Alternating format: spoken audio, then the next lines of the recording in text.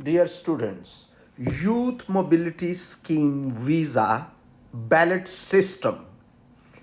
This guidance, this video explains how you can enter into the ballot system before applying for Youth Mobility Scheme Visa and how the ballot system works. So, this is mostly for Hong Kong, Taiwan, India, Japan, South Korea. The first ballot of the 2024 Youth Mobility Scheme opens from 0001 midnight on Wednesday 31st January and closes at midnight 01 on Friday 2nd February. So this is the timings. You need to enter the ballot if you want to apply for Youth Mobility Scheme Visa and you are from Hong Kong. If you have an SAR passport, Taiwan.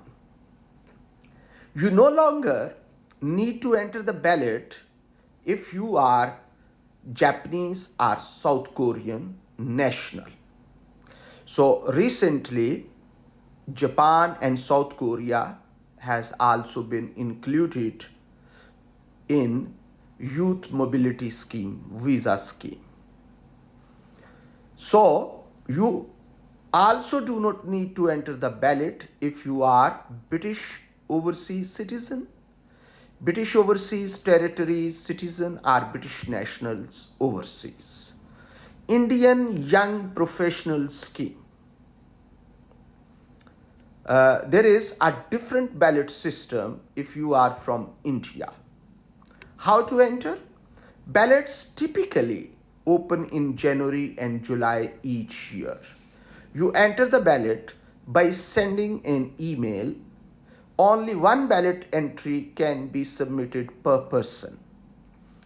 Any duplications will not be counted. Make sure you meet all eligibility requirements for the visa, your age, your other requirements before entering the ballot system. Ballot will be open for 48 hours. All emails received within this 48 hours period will be entered into the ballot system. You will get an automated reply confirming your entry. Most applicants are usually chosen during the January ballot system and the remaining places are allocated in the July ballot. So while you are writing email, your email must be in English because people from Taiwan and South Korea sometimes they don't prefer English. So but your email should be in English.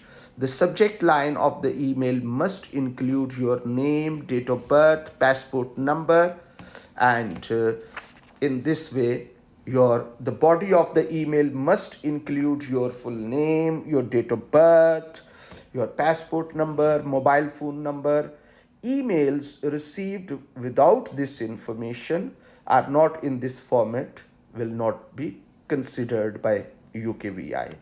Hong Kong has 800 ballot places in the January intake, and if you want email address, so I can give it to you. That is Hong Kong YMS, that is Youth Mobility Scheme at homeoffice.gov.uk.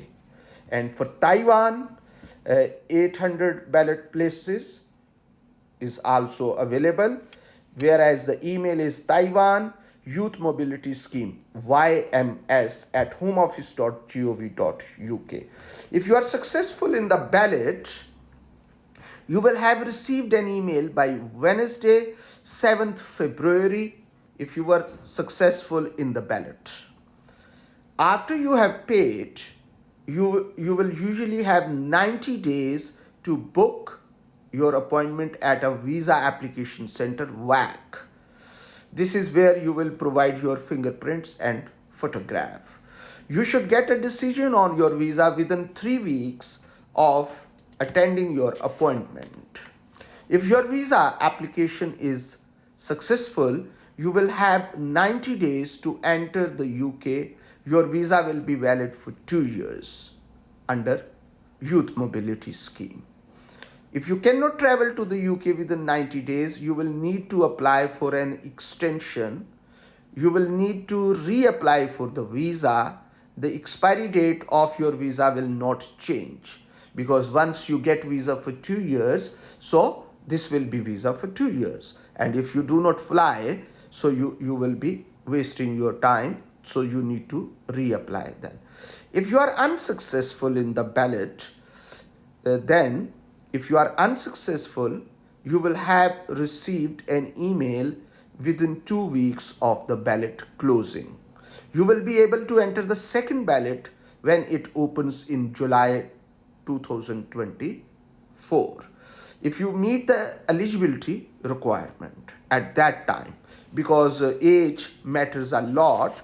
So sometimes now your age is okay, but possible when you are applying for the next ballot system, you might be overage. So be very careful about that. This was the latest regarding Youth Mobility Scheme visa for Taiwan and Japan, Korea, and Hong Kong. Thank you very much.